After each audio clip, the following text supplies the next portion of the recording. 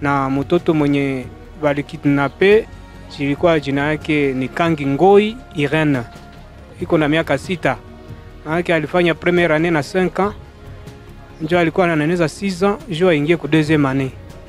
Je suis le parrain du couple dont l'enfant a été kidnappé et retrouvé mort depuis ce matin, hein, dans l'enclos de la famille Ngoi. Dans le rue de Goma, émission yetu Kivu Morning Post. Siku ya leo tunaingia ndani ya commune de Karisimbi, mu quartier Virunga, précisément kwenye mtoto alitupiwa Musaki kwa jina ya Kangi Ngoi Irene, âgé de 6 ans, alikuwa kidnappé samedi le 21 septembre na banakia tupa corps kulupango yabo. Tunaenda mu terrain kusikia ba membre ya famille kama nini na ilifika namna gani mtoto kuuawa.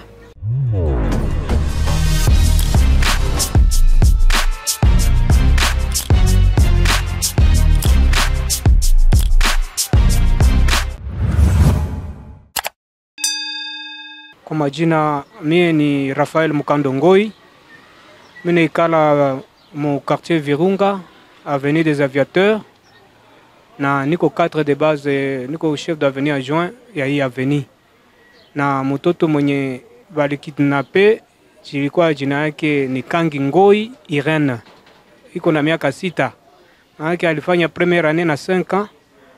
Ndio alikuwa ananeneza 6 ans, jo aingie ku deuxième année. Na alikuwa tu mtoto kwa nyumba, ilikuwa samedi.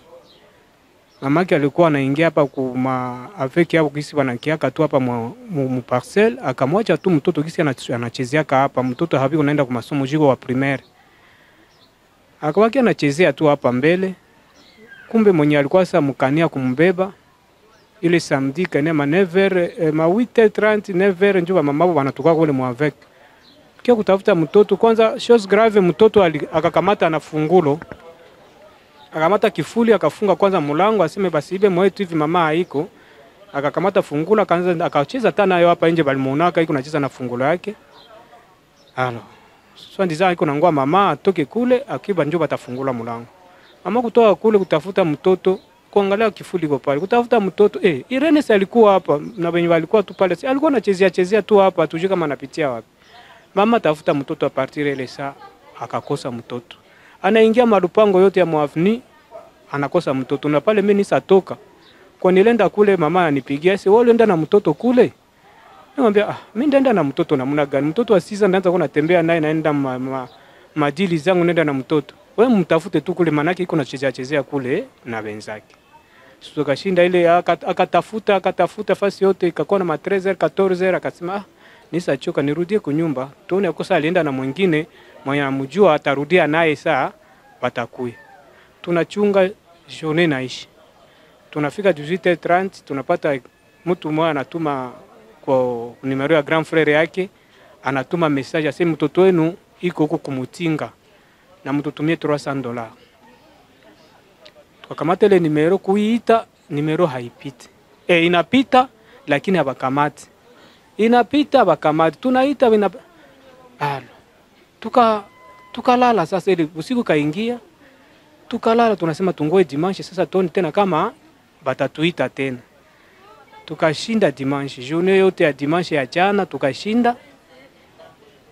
Ikafika tena ma 20h, ma 20h20 baka bimpe na numero ingine ya nani ya Orange. Hapa ile numero yenye balikuwa naita nayo mbele. Sasa libipina bakakata limon. Kakamata nilikuwa pale sio wote ndio amesema hivi ba sasa jua hii numero nani hii numero yenye kuna tunasumulia nayo. Kumbe tukamate ingine telefone njo tusumulie na hapo. Tukakamata telefone ingine tukabaita. Sasa tulibaita bakajibia. Sasa balijibia, ilikuwa mwanaume ndio alijibia kwanza. Akajibia mimi hakuwa napenda sauti isilikane. Kisha akaipase kule kwenye biko akaipase mwanamke. Sasa nimwambia wewe ni nani mko wapi? Kisha ule mama akanicheka se ha ha ha ha ha ha, na kakata telefone. Tukabakia busiku tukajilalia. Tunajua ke lendi tutangia ma démarche zingine kwenda tafuta mtoto. Njoo leo. Chose grave nene 0h30. Tuna voisine, tuna locataire wetu mmoja pale analalamika kule nyuma, anasema bamwizi banakuya kunishambulia hapa, banakuya kunishambulia. Mkie mnisaidie. Mkie munisaidie. Bamwizi banisa kuya hapa kuna bana forcer nani dirisha yangu, bana forcer dirisha yangu. Alo, kule tunakuwa na manyumba kule nyuma. Nabo biko katikati na mimi niko hapa mbele. Nikatoka na bakule nyuma nao bakatoka. Kumbe wasa balitoka bakaona kifurushi kiko kule hapa kujoka kama ni kitu gani, wasema tuone kwanza akose bamwizi balikuwa nakuya hapa basi iba njoo wanakia tupa kitu pale. Sasa tulifika pale tunaangalia dirisha hapa kuingia bakufanya nini? Kama bali forcer tu kisi inatuonesha ilikuwa kosa kinashuka inarudia ndani kidogo. Tukaangalia pembeni na matorshi pale hakukuwa kitu. Hatukuona mtu, hatukuona trace. Hii mulango tunaifungaka busiku na kifuli, hakuna mwenye alipitia huko. Tukasema basi hivi aba kuingia turudie samba nyumba. Lakini ule wa kule nyuma akasema hapana, kuko kimfurushi mwake kiko hapo. Na kile unatosha harufu atuje kama bali kiko moni. Njoki tukarudiria sasa pale kuangalia. Nasema esprit kan donner, tunasema huyu mweza poteza mwa basi akiatupa mtoto wangu hapa. Kafungula. Sasa nilifungula sasa ile balikuwa wanamtia masashe, banamtia musashe, kisha banatia na masaki yulo. Banafunga na kamba yulo. Njoo sasa nikagusa tu kumigulu, mimi najua migulu wa mtoto yangu, nikasema Irene balisa huwa Irene.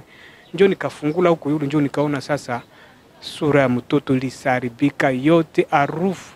Maana inaonekana kama balimuwaka ile meme samedi bakamugarde mu nyumba yabo.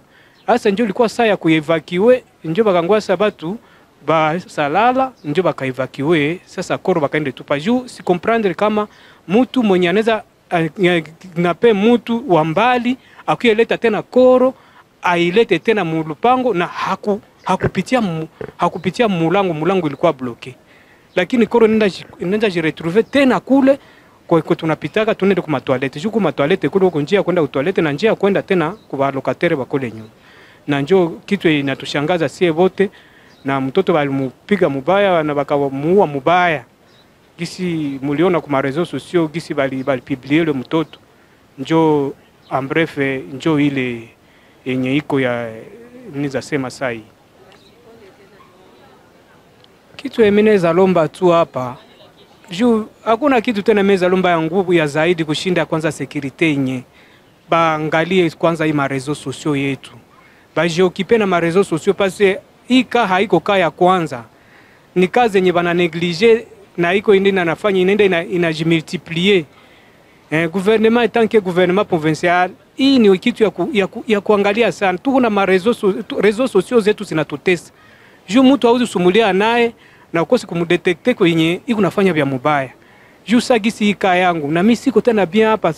Hapa mimi niko naona kama hakuna kazi yenye gouvernement iko nafanya kutuchunga si population. Même temps niko tena cadre de base vinaanzia kwangu. Kumepeke kwa mimi nachungaka watu, mimi banakia niletea inakuwa sagisi banakia nishimanga ba uanze kwanza wangu na kisha na mwingine kesho itakuwa vile. Kitu emeneza balomba ba renforcer nani sécurité ya ma réseaux sociaux. Ni lazima sana na ile inaweza tusaidia. Na kitu kingine mimi nasema na mimi niko hapa nisi na mwae. Nilikuwa napenda yenye banaweza nisaidia bakifanya ankete leo au kesho. Baankete kwanza hii espace yetu yote tuangalie kama tunaweza pata hata jibu ingine. Njoo imeneza lomba tu gouvernement kwa mbio ile. Moi c'est Jean-Pierre Kaessa.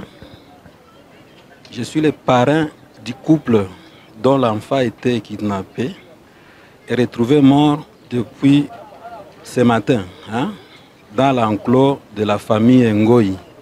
Le phénomène de kidnapping, c'est un phénomène qui ne date pas d'aujourd'hui dans la ville de Goma. C'est un phénomène qui est entretenu par les malfrats, des personnes inciviques, de mauvaise moralité et qui n'ont pitié de qui que ce soit. Alors, Par rapport à ce phénomène, le gouvernement a un grand rôle à jouer pour éradiquer ce phénomène. Puisque c'est un phénomène qui endeuille des familles entières. Et nous en sommes victimes aujourd'hui. Ce n'est pas seulement ici, à Virunga, dans l'avenue des aviateurs. Mais si vous parcourez la ville de Goma, vous apprendrez qu'il y a des kidnappings dans presque tous les quartiers. Et aujourd'hui, à Virunga, bon, c'est vraiment regrettable que cela nous arrive. Et nous pensons que le gouvernement, à travers les autorités compétentes, devrait vraiment jouer les rôles à travers les services spécialisés pour dénicher ces réseaux.